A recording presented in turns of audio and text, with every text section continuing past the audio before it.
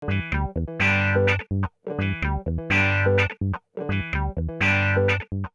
วัสดีครับคุณผู้ชมครับขอต้อนรับเข้าสู่ช anel ของเรา foodtravel.tv วันนี้ครับมีเมนูปลานักเลงมาฝากคุณผู้ชมแฮ่หรือว่าอีกชื่อหนึ่งเขาเรียกว่าปลาเก๋าวันนี้เราจะเอาปลาเก๋ามาทอดกระเทียมครับคุณผู้ชมเดี๋ยวไปดูวัตถุดิบและส่วนผสมแล้วค่อยไปลงมือทำกันครับสำหรับเมนูปลาเก๋าทอดกระเทียมนะครับแน่นอนที่สุดก็ต้องมีปลาเก๋าครับมาดูกันต่อนะครับกระเทียมตัวนี้เป็นกระเทียมไทยนะครับเราต้องการปั่นทั้งเปลือกแล้วก็ไปทอดให้มันกรอบนะฮะต่อมาตัวนี้เป็นกระเทียมจีนนะแกะเปลือกออกเพื่อที่จะมาผัดนะครับให้เขามีรสชาติที่ไม่แรงมากนักนะฮะตัวนี้ซอสพื้นฐานนะครับซอสพื้นฐานในสูตรนี้ประกอบไปด้วยซอสปรุงรสน้ำตาลทรายแล้วก็น้ำมันหอยครับน้ำมันงาเหล้าจีนพริกไทยป่นและก็ใบผักชีครับคุณผู้ชมสำหรับเมนูปลาเก๋าทอดกระเทียมเราเจียวกระเทียมก่อนเลยนะทริคมีอยู่ว่าเราใช้กระเทียมไทยนะครับเม็ดเล็กเปลือกบางเพื่อที่เวลาเจียวนะครับเราจะได้ใช้เปลือกเขาได้ด้วยนะไฟนี่ไม่ต้องใช้ไฟอ่อนใช้ไฟกลางๆนะครับแล้วก็น้ำมันร้อนเลยมันจะทำให้เราเจียวได้ไวนะแบบนี้โอเคคุณผู้ชมดูไปในภาพระหว่างเจียวว่าสีมันกำลังจะเปลี่ยนนะครับแต่ตอนนี้คุณผู้ชมมองไม่เห็นหน้าผมแล้วเดี๋ยวรอตอนที่มันเจียวได้ที่แล้วค่อยกลับมาดูใหม่ครับ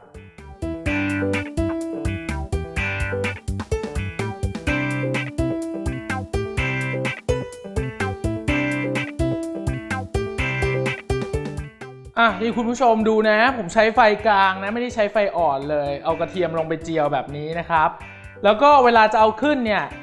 กะสีด้วยอย่าให้มันเข้มมากจนเกินไปเพราะว่าเอาขึ้นมาเดี๋ยวมันจะมาเข้มอีกนะเอาแค่เหลืองๆแบบนี้ก็พอแล้วนะครับผมรับรองว่ากรอบแน่นอนนะครับได้ที่แล้วตักขึ้นพักไว้นะครับสีเหลืองสวยนะครับไม่เอาสีน้ำตาลไม่ไหม้นะเพราะเดี๋ยวน้ำมันนี้เราไปทอดปลาต่อนะเสร็จเรียบร้อยแล้วสำหรับกระเทียมเจียวเดี๋ยวมาดูวิธีการทอดปลากันครับ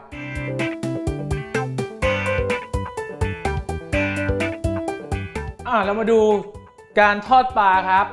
อยากจะให้ปลากรอบนะครับแล้วก็แห้งข้างในมีความนิ่มอยู่นะครับโดยที่ไม่ต้องใช้แป้งทริคมีง่ายๆก็คือปลานะครับเราบ้างเสร็จแล้วเราก็ซับให้มันแห้งหน่อยนะฮะ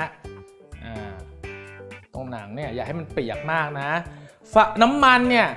ตั้งให้ร้อนจัดนะครับแล้วก็ใช้ไฟแรงก่อนในตอนเริ่มต้นที่เอาปลาลงไปนี่ใช้ไฟแรงนะฮะหลังจากที่ปลามันพองออกมาพอฟองที่คุณผู้ชมเห็นอยู่เนี่ยมันเริ่มหายไปนะครับอยากจะให้มันกรอบหลีไฟลงมาครับเป็นไฟกลางนะปลาก็จะเหลืองกรอบด้านนอกแล้วข้างในเนี่ยยังมีความนิ่มอยู่เดี๋ยวทอดปลาเสร็จแล้วมาดูต่อครับ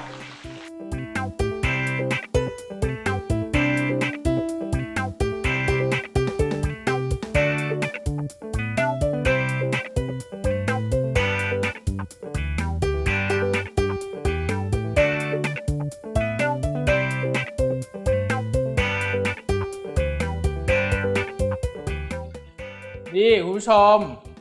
กรอบโดยที่ไม่ต้องใช้แป้งนะครับแล้วก็พักเอาไว้ก่อนโอเคเดี๋ยวไปทำในส่วนอื่นต่อครับสำหรับตัวน้ำกระเทียมที่เอามาราดปลานะครับเริ่มต้นผัดกระเทียมก่อนเลยใส่น้ำมันลงไปกระเทียมนะครับผมจะบอกว่าเฮ้ยมันอาจจะดูเหมือนง่ายๆนะคุณผู้ชมแต่ว่ากระเทียมเนี่ยวันนี้นะครับเราจะผัดด้วยไฟที่ไม่ได้แรงมากนะครับแล้วก็จะผัดจนมันนิ่มดีนะฮะแล้วมันก็จะหอมมีรสชาติที่อร่อยแบบพิเศษมันไม่ใช่แบบว่าแค่ผั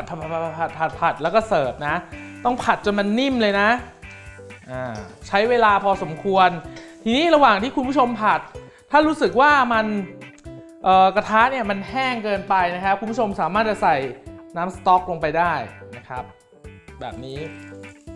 นะครับค่อยๆใส่นะเพราะเราไม่ใช่ต้มนะเราก็จะผัดไปเรื่อยๆใช้เวลาประมาณสัก5 นาทีอย่างน้อยๆนะได้ที่เดี๋ยวกลับมาดูต่อครับ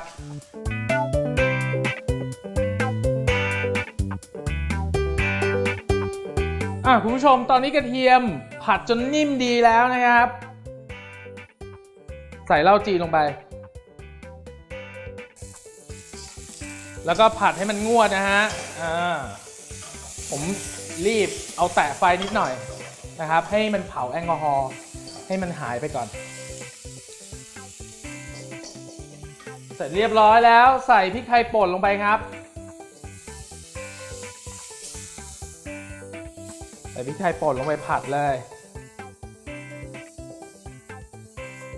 จะให้ดีนะพริกไทยป่นอย่าใช้พริกไทยป่นที่มันแบบป่นละเอียดอย่าใช้อย่างนั้นใช้แบบที่มันบดหยาบหน่อยเป็นพริกไทยขาวนะครับแล้วก็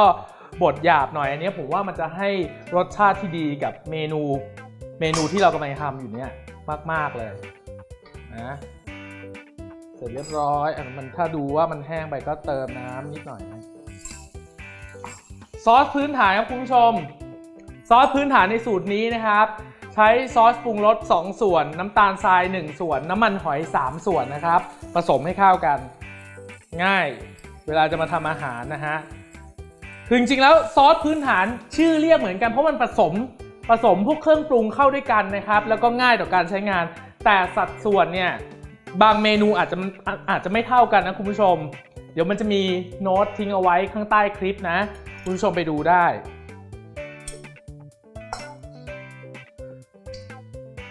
ผมบอกให้คุณผู้ชมทำวิธีการนี้เพราะว่าอะไรเพราะว่าคุณผู้ชมผสมซอสพื้นฐานลงไปก่อนใช่ไหมนี้คนเรากินไม่เหมือนกันไงเราใส่ลงไปน้อยๆก่อนคุณผู้ชมชิมรสถ้าเกิดว่าชิมแล้วได้แล้วคุณผู้ชมก็พอแค่นั้นแต่ถ้าอยากให้มันเข้มขึ้นมากกว่านี้ก็ใส่เพิ่มลงไปนะครับซึ่งไม่ต้องห่วงไม่ต้องไปใส่น้ำตาลทีละหน่อยใส่น้ำมันหอยทีละนิดนะฮะหรือว่าซอสปรุงรสเหยาะทีละหน่อยไม่ต้องเพราะว่าทุกอย่างมันผสมรวมกันแล้วเวลาคุณผู้ชมเติมลงไปนะครับทุกอย่างมันก็จะมาพร้อมกันทั้งน้ำมันหอยน้ำตาลแล้วก็ซอสปรุงรสนะฮะแค่ใส่มากหรือน้อยเท่านั้นเองง่ายปะง่ายเนาะเป็นความลับระหว่างเรานะต่อมาน้ำมันงาครับไม่ชอบก็ไม่ต้องใส่พูดเรื่องเหล้าก่อนจริงๆผมใช้คำว่าเหล้าจีนแต่ว่าในครัวของผมเนี่ยผมมีเหล้าอยู่หลายชนิดนะไม่ว่าจะเป็นเหล้ารัมวิสกี้บรันดีเนี่ยใช้ทำอาหารได้หมดนะครับผมเพียงแต่ว่าผมพูดชื่อยี่ห้อออกมาไม่ได้ใช่ไหมผมก็พูดคร่าวๆว่ามันคือเหล้าเหล้าจีนอะไรอย่างเงี้ยเนาะหลายคนถามมาทำไมอะไรก็ใส่เหล้าจริงๆไม่ใช่นะเหล้าบางอย่างเนี่ยมันมีรสชาติต่างกันถูกไหมจำได้ว่าเคยพูดในคลิปซอส XO ไว้นะคุณผู้ชมอยากรู้ก็ย้อนกลับไปดูได้นะครับเติมน้ำสต๊อกหน่อยให้มันมีความแบบมีความเป็นน้ำไม่ใช่ผัดออกมาแล้วเหนียวนะฮะเสร็จเรียบร้อยเดี๋ยวมันมีอะไรดำๆผมก็ตักทิ้งนะแล้วไปดูตอนจัดเสิร์ฟเลยครับครับคุณผู้ชมตอนนี้ปลาพร้อมแล้วซอสกระเทียมพร้อมแล้วเสิร์ฟเลยดีกว่าหิวข้าวแล้วนะฮะนี่ตักน้ำราดไปแบบนี้เลยเอาเคลือบแบบนี้นะครับทำเสร็จแล้วไปเสิร์ฟเลยรับรองได้ว่าอร่อยแน่นอนกระเทียมที่เราทอดไว้กรอบๆเหลืองๆโบ๊ะขึ้นไปบนหน้านี่ให้มันมีความต่างมีทั้งกระเทียมที่นิ่มๆผัดจนนิ่มหอมอร่อยนะฮะแล้วก็มีกระเทียมทอดนะฮะกระเทียมเจียวเยอะๆครับ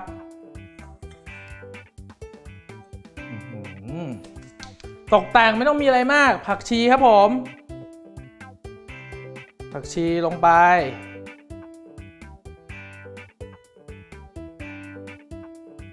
แค่นี้เองเสร็จเรียบร้อยแล้วคุณผู้ชมสำหรับเมนูปลาเก๋าทอดกระเทียมครับทำง่ายใช่ไหมครับ อัตราส่วนอย่างละเอียดคุณผู้ชมเข้าไปดูที่เว็บไซต์ของเราได้นะครับที่ foodtravel.tv เผื่อคุณผู้ชมมีอะไรเพิ่มเติมสำหรับวันนี้เชฟปูลาไปก่อนครับสวัสดีครับ